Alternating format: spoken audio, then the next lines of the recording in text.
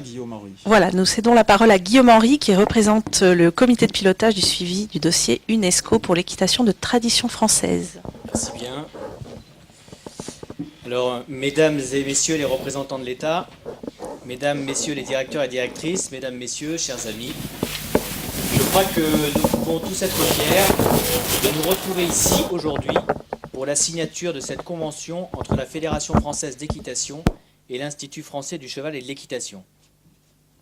Notre présence au ministère de la Culture est un symbole fort, et nous avons besoin de symboles. Et je tiens en premier lieu à remercier très sincèrement M. Pascal Liévaux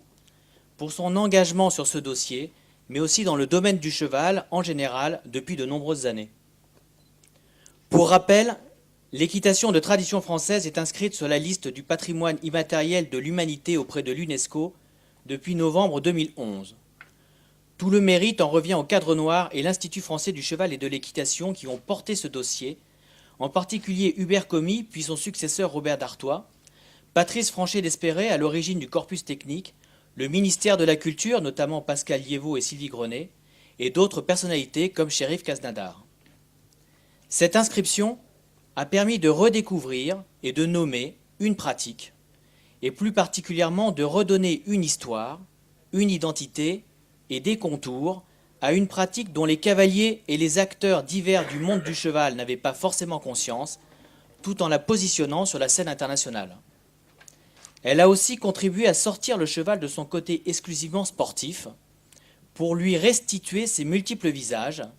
et notamment le fait que le cheval est aussi un acteur culturel historique essentiel de notre civilisation, et que l'équitation de tradition française est aussi un art de vivre, en général et pas uniquement équestre, qui permet de se penser soi-même, de penser le monde et de penser son rapport au monde. Enfin, grâce à cette inscription,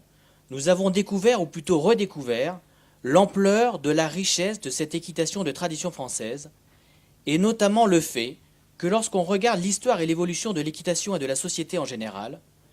on s'aperçoit que les principes philosophiques et techniques de l'équitation de tradition française répondent parfaitement à cette éthique de la relation au cheval et au monde telle qu'on la recherche désormais et telle qu'elle se dessine pour l'avenir. La signature de cette convention constitue donc un moment important et le fait qu'elle se déroule ici au ministère de la Culture est, je le répète, un symbole fort. Outre Pascal Liévaux, je tiens à remercier Serge Lecomte, président de la Fédération française d'équitation, ardent défenseur de ce dossier depuis le début, d'ailleurs avec un pragmatisme assez salutaire, et qui s'y investit complètement. Je tiens à remercier le directeur général Jean César qui, dès son entrée en fonction, a immédiatement mesuré l'importance de ce dossier en faisant une de ses priorités. Et puis je voudrais remercier tous ceux qui travaillent quotidiennement sur ce dossier. En premier lieu, l'écuyer en chef du Cadre Noir, le colonel Tesserin, qui ne ménage pas sa peine, Jean-Christophe Dupuis, directeur du comité équestre de Saumur, Pascal Liévaux, bien sûr, mais aussi Pascal Marie, qui représente la Fédération française d'équitation dans nos travaux, Olivier Legouy, Bernard Morel, Frédéric Mercier, la direction technique nationale, notamment Olivier Simon, le général Durand, malheureusement décédé, le colonel de la Porte du Teil, les écuyers du Cadre Noir, comme Olivier Pulse, Sylvine Piquel-Chevalier, Sylvie Grenet et beaucoup d'autres personnes que je ne pourrais pas nommer ici et je les prie de me pardonner. Nous avons déjà réalisé beaucoup de choses, dont la liste serait trop longue à énumérer.